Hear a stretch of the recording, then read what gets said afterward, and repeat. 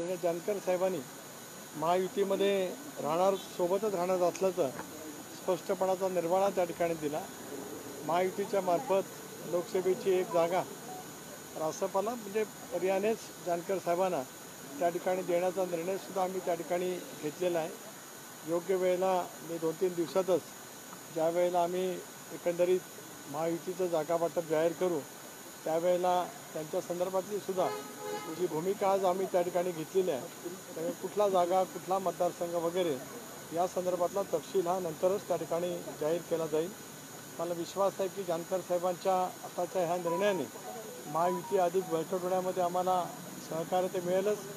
राज्यभरामध्ये 48 जागा ज्या काय महायुती त्या ठिकाणी लढणार आहे, 45+ आम्ही उद्दिष्ट ठेवतो आहोत। यामध्ये सुद्धा त्यांचा सक्रिय सहभाग आणि फार मोठ्या प्रमाणावरती योगदान त्या ठिकाणी राहील असा सुद्धा विश्वास आम्हा तिन्ही पक्षांच्या वतीने या ठिकाणी मी व्यक्त करतो। राष्ट्रवादी काँग्रेस पक्ष हा परभणीच्या जागेवर दावा टाकत होता, मात्र आता त्या ठिकाणाहून भाजप जनता असल्याची भिन्न माहिती समोर आली होती। याच्यामध्ये काय त्याच्यामध्ये एकच बाब नक्की आहे की आम्ही एकत्रितपणाने बसून नेमक्या कुठल्या जागेवरती लोकसभेच्या त्यांनी उमेदवारी करावी याचा पूर्णपणाने राजकीयदृष्ट्या विश्लेषण करत तिन्ही पक्षाचे प्रमुख नेते त्या ठिकाणी बसून आम्ही निर्णय घेणार आहोत।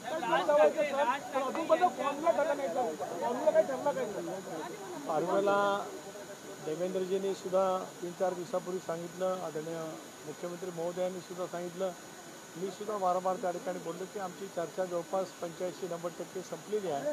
कारण महाराष्ट्रातल्या जे काही आता या निवडणुका आहेत ह्या 5 टप्प्यामध्ये त्या ठिकाणी होणार आहेत आणि म्हणून अतिशय समन्वयाने आणि विशेष करून भारतीय जनता पक्षाने भूमिका घेत असतानाच मित्र पक्षाला सन्मानपूर्वक लोकसभा निवडणुकीमध्ये स्थान देण्याची त्यांची जी भूमिका आहे त्यामुळे एक दिलाने या निवडणुकीला आम्ही सगळेजण सामोरं जाणार आहोत।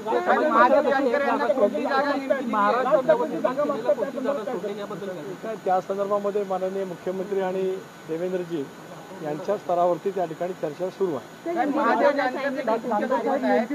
की परभणी असा विषय सुद्धा या ठिकाणी उपस्थित केला जातो, नेमक्या कोणत्या जागेवरून मी मगाशीच आपल्याला म्हटलं त्याप्रमाणे योग्य वेळेला 2-3 दिवसामध्ये आम्ही मतदारसंघ त्या ठिकाणी त्यांचा कुठला असेल ते निश्चितपणाने जाहीर करणार आहोत।